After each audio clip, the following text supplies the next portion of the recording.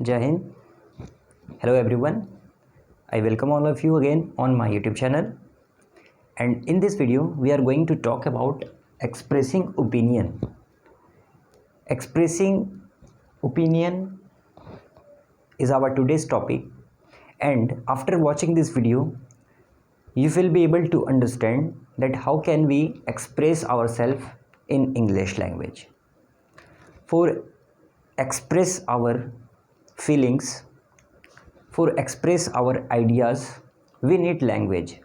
First of all, you should understand that language is a medium to convey our messages, what we are feeling. If we want to convey someone that what we are feeling and our ideas, then for this we'll need a language. Okay. Similarly, English is a language which is being used broadly and it has become a global language. Okay. तो चलिए देखते हैं कि expressing opinion English में कौन कौन से हम लोग यूज़ कर सकते हैं और अपने मन में जो भी बातें हैं, जैसे मोदी जी करते हैं मन की बात, तो उसी तरह से हम अपनी मन की बात इंग्लिश में कैसे बोलें। तो इस चीज़ को इस वीडियो के माध्यम से आज हम समझने की कोशिश करते हैं।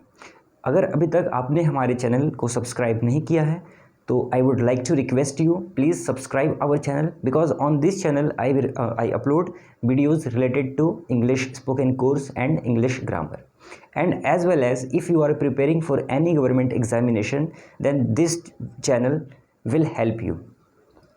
चलिए देखते हैं. So our very first sentence structure is to be honest. ठीक है. To be honest is a phrase. आप कुछ भी कह लीजिए, ये एक फ्रेज़ है, कह लीजिए क्लॉज, कह लीजिए सेंटेंस स्ट्रक्चर, कह लीजिए कुछ भी कह लीजिए, बस आप सीख लीजिए, बस आप सीख लीजिए इसको. To be honest. To be honest का मतलब होता है जब हम कोई भी बात रखना चाहें अपने मन में, अगर कोई बातें हैं और दूसरों को बताना चाहें, तो ऐसे यहाँ पे जितने भी सेंटेंसेस मैंने लिखे हैं इसमें से हम कोई भी यूज़ करके इस बोल सकते हैं. तो टू बी ऑनेस्ट मतलब, ऑनेस्ट का मतलब होता है ईमानदार, ऑनेस्टी का मतलब होता है ईमानदारी. ठीक है. तो टू बी ऑनेस्ट का मतलब हुआ अगर सच कहूँ तो, एक सेंस ये होता है अगर सच कहूँ तो. ठीक है. ईमानदारी पूर्वक अगर कहा जाए तो टू बी ऑनेस्ट अगर आप यूज़ करते हैं अपने डेली लाइफ में, अपने बोलचाल की लैंग्वेज में, तो ये एक बहुत ही सुनने में मतलब फॉर्मल लगता है और इम्प्रेसिव भी लगता है. ठीक है. टू बी ऑनेस्ट आप भी ट्राई कीजिए. और इसके बाद जो भी बातें कहनी है हमें, इसके बाद हम रखते हैं. ठीक है. अभी हम एग्जाम्पल के साथ भी देखेंगे कि कैसे इसको एक्चुअली यूज़ कैसे करना है. यूट्यूब पे मैं देख रहा हूँ बहुत से टीचर्स हैं कि पढ़ा तो रहे हैं वो इंग्लिश, बट एक भी उनका सिंगल वीडियो इंग्लिश पे बेस्ड नहीं है. Even they are not speaking English, then how can they teach us English? This is the main question which strikes our mind. Someone who speaks in Hindi, who teaches us in Hindi, and we are expecting from them that they will teach us English. So this is the thing, okay, on which you should work on. That this is not a joke. Learning any language is not a joke. If you want to learn any language, if you want to learn Bengali, okay, then you will have to find a teacher, then you will have to seek a teacher who is already capable to speak Bengali. As well as when we talk about English language, you should find a teacher who can speak in English as well. But here is the thing, we are doing blunder. Okay, so on this you should work on. Okay, चलिए फिर से देखते हैं. To be honest का मतलब मैंने आपको बताया कि होता है अगर सच कहा जाए या ईमानदारी पूर्वक अगर कहा जाए. अगर मान लीजिए कोई आपसे पूछता है, if someone ask you that why are you expecting this job. Okay, suppose imagine कीजिए, just imagine a situation if someone asks you why do you want this job. अगर आपसे कोई पूछ रहा है why do you want this job, तो आप कह सकते हैं to be honest it is my financial problem. I am facing a financial problem, so that's why I want this job. Okay, so in this sense we use this sentence structure which is to be honest. To be honest, I am a beginner. To be honest, I am a beginner of English language. Okay, उसके बाद देखते हैं दूसरा तरीका क्या है अपनी बातों को रखने का. I think that, उसके बाद सेंटेंस रखेंगे. अच्छा, एक चीज़ देखिए, इंग्लिश में क्या होता है कि जब हम बोलने की कोशिश करते हैं तो हमें शर्म आता है, इसीलिए हम नहीं सीख पा रहे हैं. So this is the major point which should be noticed. This is the major point. Okay, this point to be noted that we are not following right, we are not following adequate method, adequate approach to learn English. तो ये एक कारण है, इस पर भी मैं अभी डिस्कशन करूँगा आपके साथ. आई थिंक दैट, मुझे ऐसा लगता है, आई थिंक दैट. और उसके बाद जो भी सेंटेंसेस हम बोलना चाहते हैं इसको कंटिन्यू करेंगे. After telling this sentence structure we will continue our sentence. Okay, next is I feel that. I feel that, मुझे ऐसा लगता है. आई फील दैट, ठीक है. I feel that going somewhere in this lockdown.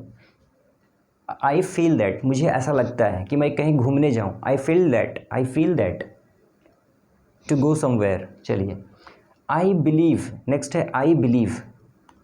ठीक है, I believe एक expressing opinion के लिए हम लोग यूज़ करते हैं. आई बिलीव कि India must win the match. ठीक है. इफ़ यू आस्क मी, देखिए ये भी बहुत ही इम्प्रेसिव सेंटेंस है. इफ़ यू आस्क मी, अगर आप मुझसे पूछें. To be honest, if you ask me, अगर आप मुझसे पूछें, if you ask me that what is your name, then I would say you can call me Satyam. Okay. If you ask me where do you live, I won't tell you. ठीक है, क्यों बताऊँगा. There is no need to tell my address और my name और anything else. Next is this idea is partially right. This idea is partially right. Partially is a word which means not completely. Partially का मतलब होता है इन हिंदी होता है अंशतः. ठीक है, ऐसे हम लोग क्या बोलेंगे इसको, अंशतः, मतलब कि not completely, मतलब कुछ पार्ट, random पार्ट. ठीक है. So this idea is partially right. It is not completely true. It is not completely right, but it is partially right. So this is a way, this is a sentence structure which we can use to express our opinion, to express ourselves. And this is the very important thing, that we don't put our opinion in front of someone. Why this happens? Tell why this happens. मान लीजिए आपसे कोई पूछ रहा है भाई pizza खाएगा या बर्गर, कोई भी कुछ भी ले ले, थम्स अप पिएगा या माज़ा, कुछ भी ले ले. सो this is a wrong thing. You should put your opinion first. जब तक आप अपनी ओपिनियन रखेंगे नहीं, तब तक आपके जो कम्युनिकेशन है वो स्किल आपके अंदर डेवलप नहीं होगा. ठीक है. तो ये एक ऐसी चीज़ है on which you should work on. You should put your opinion everywhere. आप कहीं भी हो, whether you are in a job, whether you are in school, colleges, tuitions, anywhere, doesn't make any difference where you are, but you should put your opinion, because what we are thinking, it is important thing, because we are a part of our society, we are a part of our country, we are a member, we are a citizen of our country. So this is our responsibility to put our opinion, to express ourselves, because our constitution gives us freedom of speech. Why our constitution gave us this right? There must be any reason. There must have any reason, isn't it? So our next sentence is, as far as I am concerned. This is very impressive. This, अगर आप मुझसे पूछें कि इतने में से आपको मुझे सबसे ज़्यादा एक्सप्रेसिव सेंटेंस कौन सा लगता है, then I would say as far as. This is a sentence structure which is being used at all. Like अगर आपको बताना है जहाँ तक मेरे एजुकेशन का बात है, as far as my educational qualification is concern, as far as my family background is concerned, as far as I am concerned, जहाँ तक मेरी बात है, as far as I am concerned with this matter, जहाँ तक मेरी बात है इस मैटर में. तो कोई सेंटेंस तो कुछ भी हो सकते हैं, जो भी एग्जांपल, जो भी बात आप कहना चाह रहे हैं उससे पहले आप ये लगाएंगे. अच्छा, एक चीज़ आपको लग रहा होगा, मेरी थोड़ी सी जो आज जो आवाज़ है वो थोड़ा सा आपको डिफरेंट लग रहा होगा. देखिए एक्चुअली क्या हो रहा है, रात के 12 बज रहे हैं and I am shooting this video, so that's why आपको थोड़ा सा लग भी रहा होगा. ठीक है, एनर्जेटिक थोड़ा सा मैं नहीं भी दिख रहा हूँ, but I will try to make videos with enthusiasm. Okay, उसके बाद देखिए our next sentence is, our next way to expressing opinion is, from my point of view. It's also very expressive and impressive. In my point of view, from my point of view. ठीक है, from my point of view, मेरे नज़र से देखा होता तुमने. ठीक है, from my point of view. If you had seen from my point of view, मेरी नज़र से देखा होता तुमने. It is a song. तो from my point of view, मेरी नज़र से, मेरे नज़रिए से, from my perspective, I don't think we can do anything. From my point of view, from my point of view, I think learning English is as simple as a piece of cake. Learning English is very simple. It means as I see it, जैसा कि मैं देखता हूँ, I see it, the way I see it, the way I see it. Everyone thinks that learning English is a very difficult task, but when it comes to me, जब मेरी बात आती है, when it comes to me, जब मेरी बात आती है, the way I see it, मेरी नज़र से, जैसा कि मैं देखता हूँ, the way I see it, it seems very easy to me, ये मुझे बहुत आसान लगता है. The way I see it, जैसा कि मैं इसे देखता हूँ, ये मुझे बहुत आसान लगता है. ठीक है, जैसे एक टेंस जो है, जो टेंस है, that is very important topic for learning English and grammar as well. So अगर हम ये कहना चाहें कि learning tense is very simple, ठीक है, तो हम ऐसे भी कह सकते हैं, everyone thinks that tense is very difficult topic, but when it comes to me, I believe, I think, I feel, I believe, if you ask me, I would say English is very simple language comparatively Chinese, French, Japanese and much more thing. Next देखिए, how do you feel about. How do you feel about, अब आपसे, आप किसी से पूछना चाहें या आपसे कोई पूछ रहा है कि आप क्या सोचते हैं, how do you feel about it, how do you feel about. तो इस तरह से ये सेंटेंसेस बेसिकली हम लोग अपने ओपिनियन को एक्सप्रेस करने के लिए यूज़ कर सकते हैं. And remember one thing, practice makes a man perfect. The more you practice the better you become. So practice a lot. अब देखिए, अब अगर आप किसी से ये पूछना चाह रहे हैं कि आपकी क्या राय है किसी टॉपिक पे, आप किसी की राय जानना चाहते हैं, तो आप ऐसे पूछ सकते हैं, I would be interested to know what your thoughts on.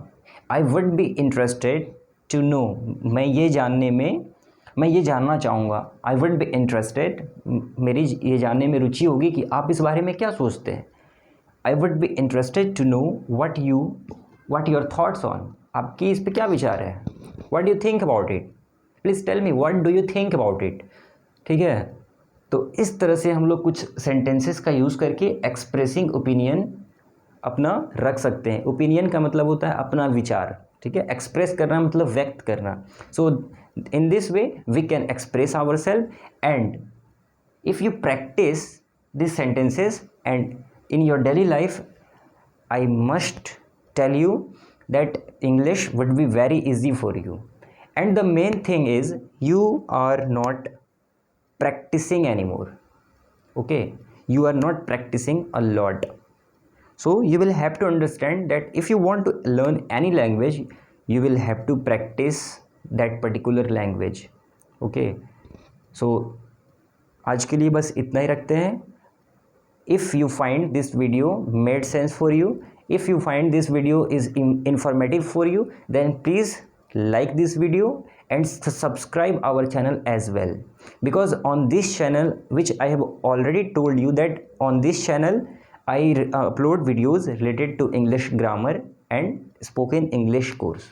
Okay, and also I would like to include in it one thing, that I have started a spoken English course of 90 days. If you do not aware of that, then please check our playlist of this channel. There you will find a playlist, namely 90 days English spoken course 90 days please, and you can watch that videos. Okay, so till then take care, thank you, मिलते हैं next video में। Till then take care, thank you.